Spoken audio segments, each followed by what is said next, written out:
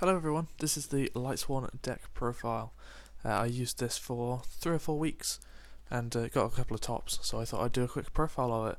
I have made a couple of choices that quite a lot of people don't make, so I will be talking through some of the choices that I made, and also, hopefully, depending on how lazy I am, there will be, just here, there'll be a little indication of exactly how much each card will cost.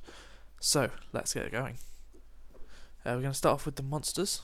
It is of course a Lightsworn deck, so you have to start off with Triple Raiden, Hand of the Lightsworn. He's a level 4, he's kind of a emergency combo starter. We'll go into a couple of combos a bit later on as well. We have Wolf. I have 3 of Wolves. Wolf is good because he's a Beast Warrior, and he's an extra special summon. The fact he's a Beast Warrior is important because one of the new and most important cards of the deck now, Curious, requires 3 monsters with the same attribute but different types. So we run quite a lot of warriors, quite a lot of spellcasters, quite a lot of zombies, and Wolf is a free special summon who also works as a Beast Warrior. And then finally, one Raikou, Twilight Fighter. He's just a spot removal, really. He's you can, if you get turn 2, you can search him off of Charge of the Light Brigade, and then normal summon him just to get rid of something that's in the way. So quite a low Lightsworn count, only 7. I did try it with Twilight Lila for a bit, but I found that Twilight Lila was usually a card you didn't want to see. So next up we have the Predaplant engine, Triple Lone Fire Blossom. Fairly simple, searches out your Predaplants. One thing I should mention is that I don't cycle through all my Lone Fires. If my opening hand is 1 Lone Fire Blossom, I'll probably leave the other 2 in the deck. The reason for that is because it bumps my deck count up for Grass is Greener. So yeah, Lone Fire Blossom can tribute itself to search another plant. You always are searching over a Scorpio, 3 of. He lets you search for your 1 of Darlingtonia Cobra. Basically the same. I keep doing it sideways, don't I? Basically the standard plant setup. And then we also have, for the same combo, Thousand Blades, Trick Clown, Gem Knight Garnet, and a Blackluster Soldier. Now I'll go through the actual combo that uses this setup after the profile. But Blackluster Soldier is your turn 2 card. If they can't get over your board the first turn, Blackluster Soldier gets you the win. It's also a +1, worst case scenario. And then these 2 are just stupid together with this combo. So now we're also playing zombies. I have 1 Gozuki, 3 Mizuki. Mizuki, not once per turn, can special summon 1 from the graveyard by banishing itself. This is super good because if you can get Gozuki in the graveyard, that's 2 extra monsters you can get. Because Gozuki can Foolish Burial, just send a Mizuki from deck to grave. Worst case scenario, you're sending a Shiranui or something. But almost always, Gozuki, send Mizuki from deck to graveyard, link this away or something, banish Mizuki, bring this back. So that's the sort of play. I have seen people choosing not to run Gozuki.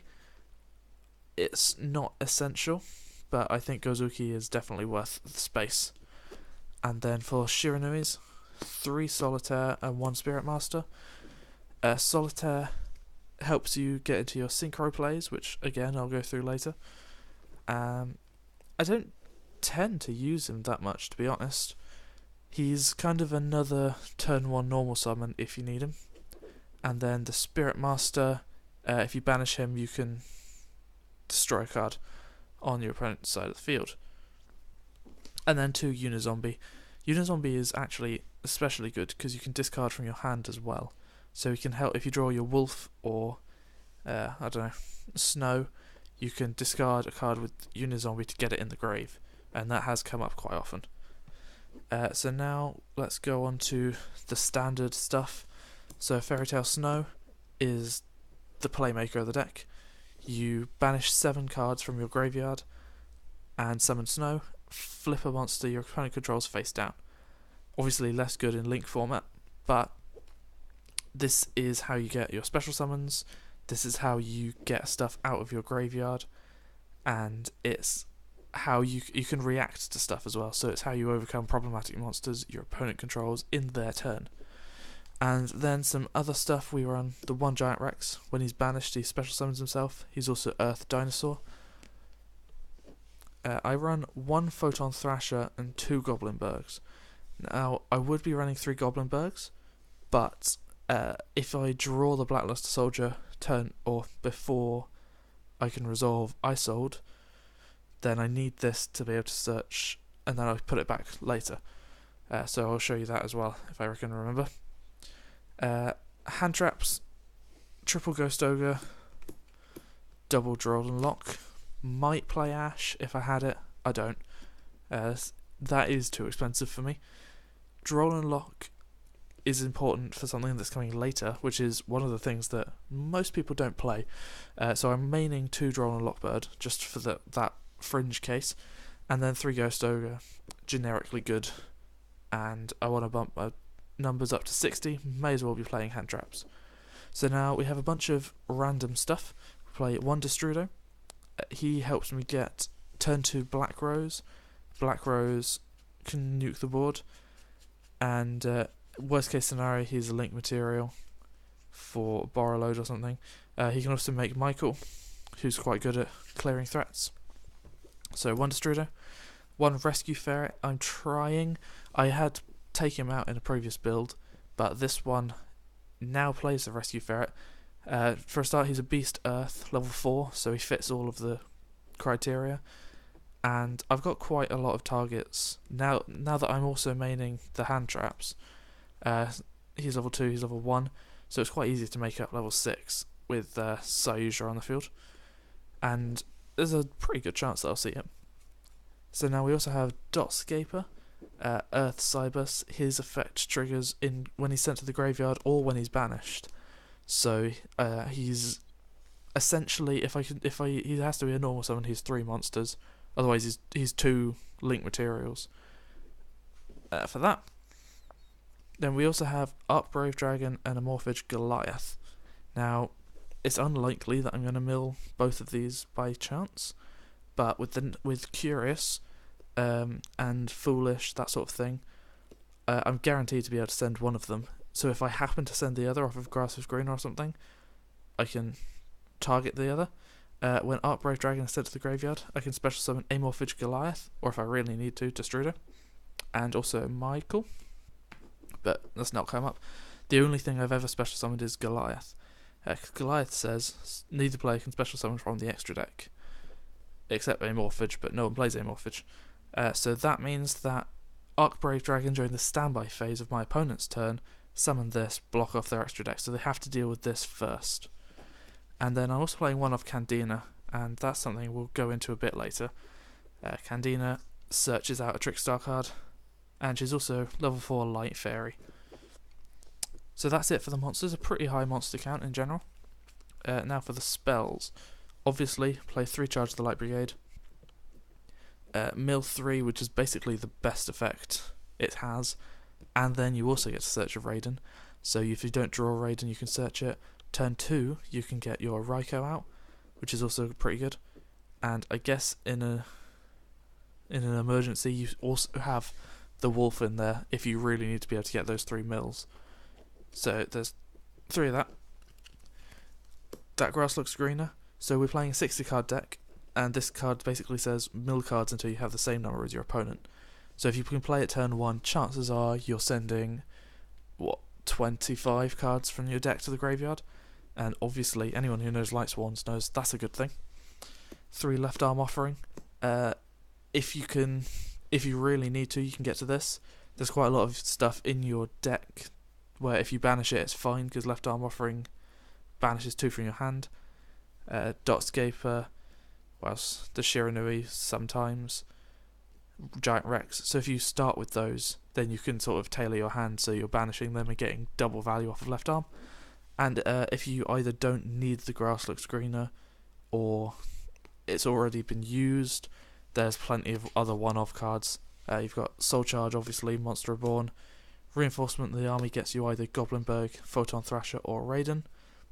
Foolish Burial helps you target stuff if you really need it. Raigeki, I actually needed the extra slot and wasn't sure what to put in. Brilliant Fusion for the combo, and then Trickstar Reincarnation as my one trap card. Now, the Reincarnation Candina combo is something that I've only recently thought of, and this is actually how I won my games. So if you mill the Reincarnation, you mill the Reincarnation, for example.